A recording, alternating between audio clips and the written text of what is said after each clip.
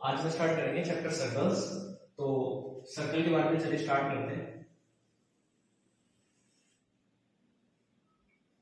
आप सभी को मालूम है, क्लास 9 में पढ़कर आए हैं कि सर्कल के अंदर एक सेंटर है और सेंटर से उसका ये रेडियस जुड़ जाता है। रेडियस सर्कमफेरेंस से जुड़ता है, उसके सेंटर से सर्कमफेरेंस तक। और बात करें इसको डबल कर देंगे तो यहाँ पर क्या बन जाएगा, इसका डायमीटर, टेंजेंट, सेकेंड और सबसे लंबी कॉर्ड और कितनी सारी चीजें, कितने सारे टेंजेंट इससे पास हो सकती है, वो सारी बातें हम इसमें बात करेंगे। तो सबसे पहले तो आप समझिए कि अगर किसी भी सर्कल के अंदर अगर हमने डायमीटर पर या फिर कोई भी एक लाइन बना दी जो सर्कमफ्रेंस के दो पॉइंट को जोड़ती है, तो ऐसे पॉइंटों को कहा जाता है, it is known as chord. इसे कहते हैं हम कॉर्ड। ठीक है, कॉर्ड अगर बात करें तो कॉर्ड सर्कल के अंदर जो सबसे लॉन्गेस्ट कॉर्ड होती है उसे बोलते हैं डायमीटर।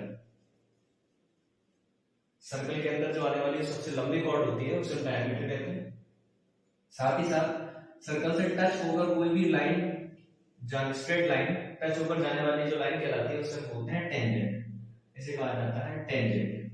ठीक है, टेंजेंट जो होती है वो जनरली इसकी प्रॉपर्टी होती है जो इसकी परपेंडिकुलर होती है। आगे हम प्रूफ करेंगे इस चीज को कि रेडियस जो होता है वो टेंजेंट के परपेंडिकुलर होता है। इसे प्रूफ करेंगे फर्स्ट थ्योरम। ठीक है, तो ये सारी बातें हम आज इसमें पढ़ेंगे। साथ ही साथ और भी एक और चीज, कोई भी एक लाइन जो सर्कल को काट दे और उसके दो सेगमेंट तैयार कर दे, एक माइनर सेगमेंट और एक मेजर सेगमेंट।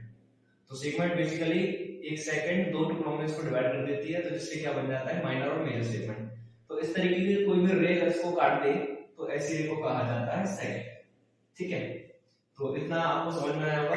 आगे बात करते हैं। तो सबसे पहले थ्योरम फर्स्ट करेंगे, जिसमें बोला गया है, क्योंकि थ्योरम फर्स्ट आती है एग्जाम्स के अंदर, कुछ इंपॉर्टेंट क्वेश्चंस हैं, 10 से 20 क्वेश्चंस हैं जो इसमें से फंसते हैं और क्लास 10th में।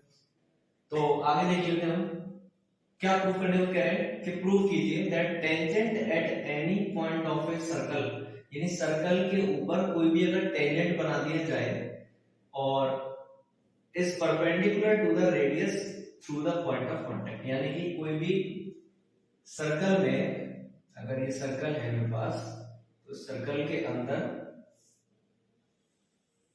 अगर मैंने कोई भी टेंजेंट ड्रॉ किया तो उसके सेंटर से बनने वाली जो रेडियस होगी वो इसके परपेंडिकुलर होगी, ये प्रूफ करना है। तो प्रूफ कैसे करेंगे, तो बात समझिए। अगर मैं इस सर्कल को O मान लेता हूं, इसे मान ली मैं A B C। अब इन्होंने कहा है कि ये जो है उसके परपेंडिकुलर है, ऐसा प्रूफ करना है और सबसे शॉर्टेस्ट साइड है। तो अगर मैंने कोई भी पॉइंट मान लिया इसके ऊपर इधर, जिसको मैंने बोल दिया P, तो जो कि OB से बाहर होगा, यानी सर्कल के बाहर होगा। ऑब्वियस सी बात है, अगर ये बाहर होगा तो जाहिर सी बात है OB जो है वो OB से बड़ा ही होगा। दूसरी बात है कि अगर ये पॉइंट अगर मैंने अंदर ले लिया, यहां पर अगर कहीं ले लिया, मान लीजिए लेट्स सपोज मैंने इधर ले लिया, तो अगर मैंने कोई भी लाइन बनाई इसके ऊपर इस तरीके से, तो बताइए क्या बन रही है, कोई टेंजेंट बन सकती है? नहीं बन सकती। टेंजेंट इसलिए नहीं बनेगी क्योंकि ये सर्कल को दो सेगमेंट में बांट रही है, इसलिए हम इसको क्या बोलेंगे, सेकंड बोलेंगे। ठीक है, तो दोनों कंडीशन हमारे पास थी। पहली कंडीशन थी जो कि सर्कल के बाहर एक पॉइंट लिया हमने, और दूसरी कंडीशन सर्कल के अंदर लिया। तो अगर कोई पॉइंट सर्कल के अंदर या सर्कल के बाहर लिया जाए तो ऐसी कंडीशन में दोनों में एक तो साइड बड़ी हो जाएगी और एक बहुत छोटी हो जाएगी, जिससे कि सेकंड बन जाएगा। तो इस बेसिस पर हम ये कह सकते हैं कि OB जो है वो परपेंडिकुलर हो जाएगी किसी टेंजेंट के। क्लियर है? चलिए, तो इसको प्रूफ कैसे करना है तो देख लेते हैं। इधर लिखेंगे सबसे पहले हम गिवन में क्या दिया है, एक सर्कल दिया है, circle with tangent AC to proof. क्या प्रूफ करना है, that OB is perpendicular to AC, या ये भी कह सकते हैं कि OB स्मॉलर देन OP। अब प्रूफ करेंगे इसको, तो जाहिर सी बात है ये सारी बातें हमें लिखनी पड़ेगी। Take a point P outside the circle. तो अगर हमने कोई पॉइंट भी अगर आउटसाइड लिया, that's why that means OP is greater than OB। OP greater than हो जाएगा OB से। साथ ही साथ if we take any point inside the circle, अगर हमने कोई पॉइंट इनसाइड द सर्कल लिया, इट विल बी सेकंड, यानी कि जो लाइन हो जाएगी वो सेकंड हो जाएगी। इट जो यहां पर रेफर कर रहा है वो लाइन को रेफर कर रहा है, तो ये सेकंड बन जाएगी, नॉट टेंजेंट। ये टेंजेंट नहीं बनेगी। तो इस कंडीशन पे, इस बेसिस पे हम लोग कह सकते हैं that OB is shortest side which will perpendicular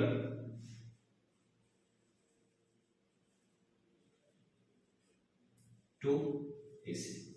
तो कुल मिलाकर बात इतनी सी है कि OP बड़ी हो जाएगी OB से, और अगर मैंने यहाँ पर कोई K पॉइंट ले लिया तो OK जो होगी वो क्या कर देगी, वो छोटी साइड तो बन जाएगी बट वो एक सेकंड ड्रॉ कर देगी, टेंजेंट ड्रॉ नहीं करेगी, लेकिन हमको चाहिए टेंजेंट। तो टेंजेंट के ऊपर जो परपेंडिकुलर साइड कौन सी हो जाएगी, OB। तो इस बेसिस पे कह सकते हैं therefore OB is perpendicular to AC। यहां पर proof clear.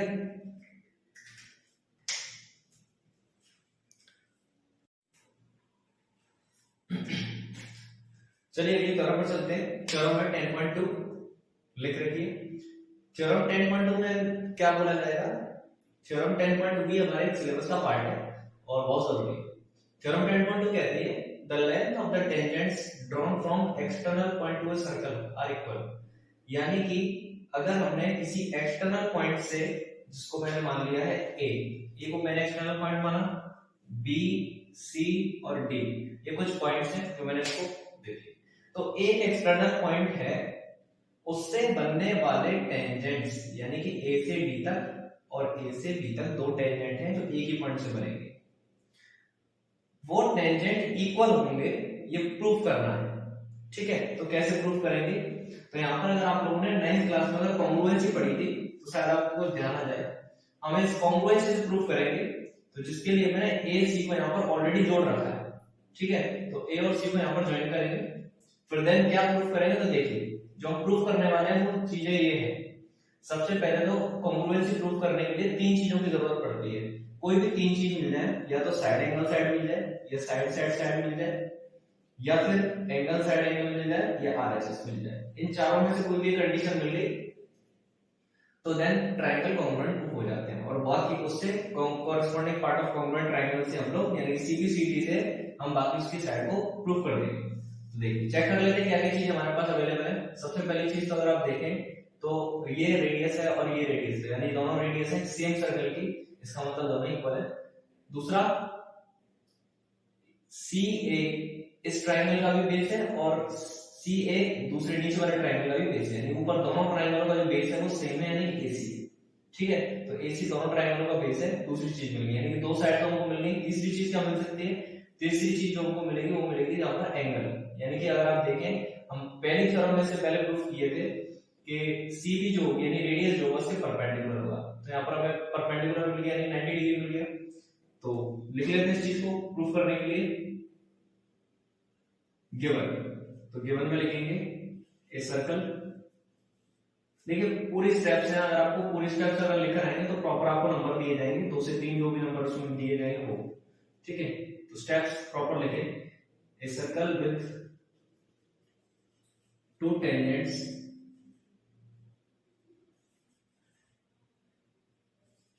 AD and AB।